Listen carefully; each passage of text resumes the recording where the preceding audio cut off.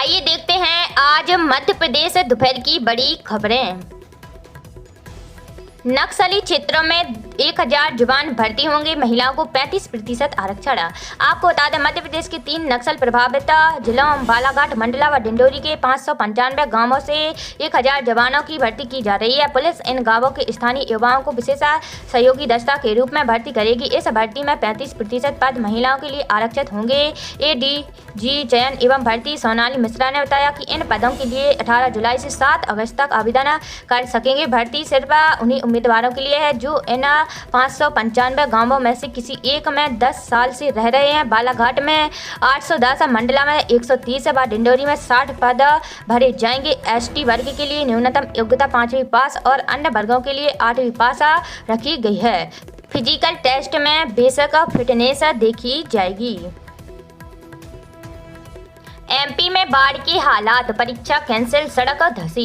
ग्वालियर चंबल में आज अति भारी बारिश का अलर्ट, 15 जिलों में भी तेज पानी गिरेगा। आपको बता दें, मानसून ट्रफ और डिप्रेशन की वजह से मध्य प्रदेश के कई जिलों में एक बार फिर बाढ़ के हालात हैं। गुरुवार को सतना, डिंडोरी, मऊगंज समेत 26 से ज्यादा जिलों में बारिश हुई। नदी नाले उफान पर आ गए हैं। इस वजह से कॉलेज की परीक्षा कैंसिल करनी पड़ी। वहीं भोपाल में सड़क, शहडोल में सीवर लाइन की खुदाई में मिट्टी धंस गई है। इस वजह से 2 मजदूर दब गए हैं, उनकी मौत हो गई है। शुक्रवार को ग्वालियर चंबल के 7 जिलों में अति भारी बारिश का अलर्ट है। नीमच, मंदसौर, रतलाम, आगर मालवा, राजगढ़, अशोकनगर, विदिशा, सागर, दमोह, निवाड़ी, छतरपुर, पन्ना, सतना, रीवा और मऊगंज में भारी बारिश हो सकती है। रीवा, सतना, डिंडोरी और मऊगंज में शुक्रवार को स्कूलों में अवकाश घोषित किया गया है।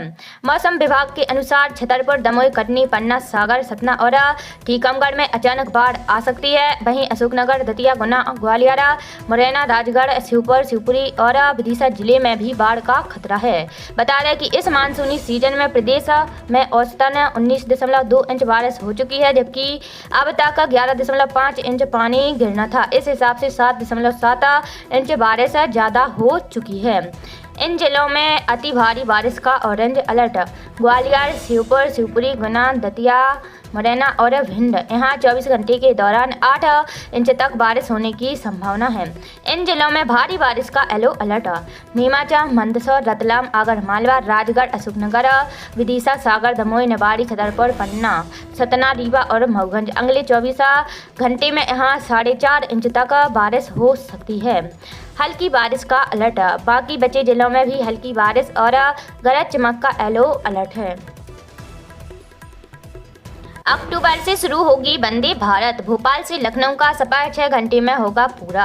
आपको बता दें, भोपाल से लखनऊ का सफर मात्र 6 से 7 घंटे में पूरा होगा। दरअसल अक्टूबर माह में भोपाल से लखनऊ के बीच वंदे भारत एक्सप्रेस ट्रेन की शुरुआत की जाएगी।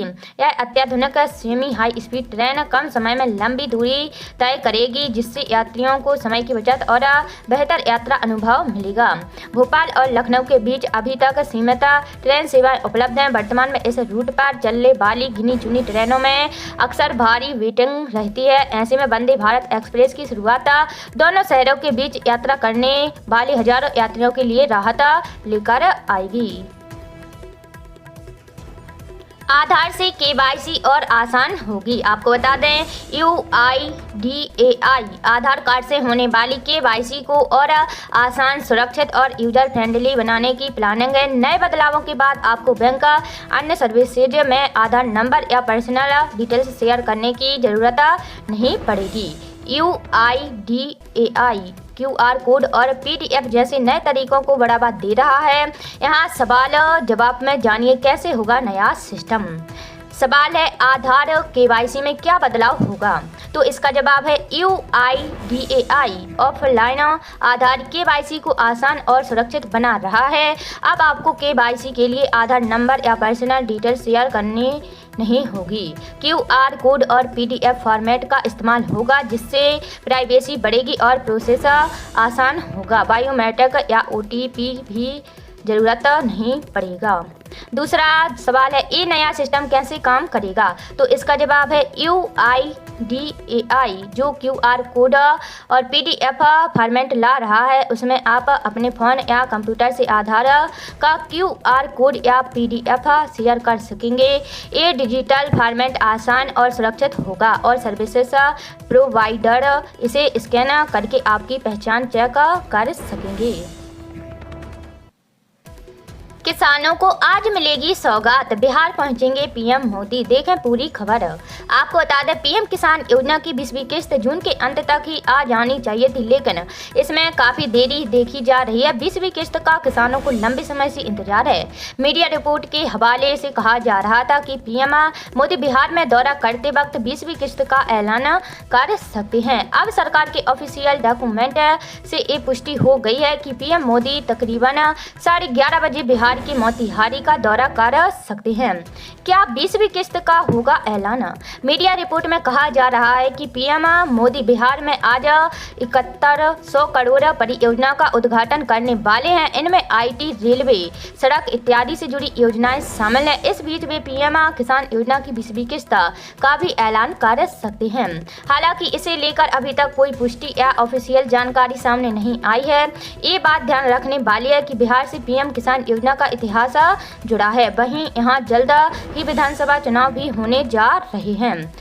इस दिन हुई थी पहली किस्त जारी। 6 साल पहले यानी साल 2019 में किसानों को पीएम किसान योजना के तहत पहली किस्त मिली थी। इस बारे में मिली जानकारी के मुताबिक पीएम किसान योजना का फायदा सबसे पहले बिहार के भागलपुर किसानों को दिया गया था। वहीं उस समय प्रधानमंत्री नरेंद्र मोदी द्वारा 9 करोड़ 8 लाख किसानों के खातों में 22,000 करोड़ रुपए के अधिक भेजे गए थे। पीएम किसान योजना की 20वीं किस्त का ऐलान होने से पहले फटाफट बेनिफिट लिस्ट अपना नाम चेक कर लें। अगर बेनिफिट लिस्ट में आपका नाम नहीं है तो इसका मतलब है कि 20वीं किस्त का पैसा आपको नहीं मिल सकता है।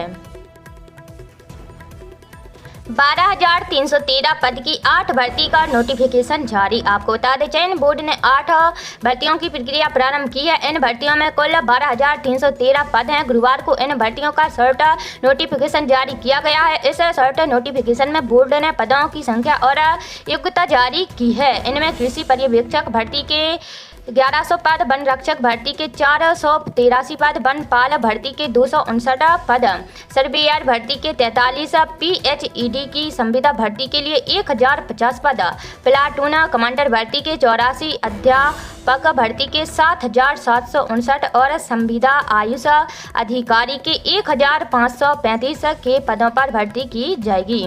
बिजली विभाग के 3 निगमों में इस बार विद्युत वितरण निगमों में तकनीशियन द्वितीय के पदों के लिए 2,163 पदों पर भर्ती होगी।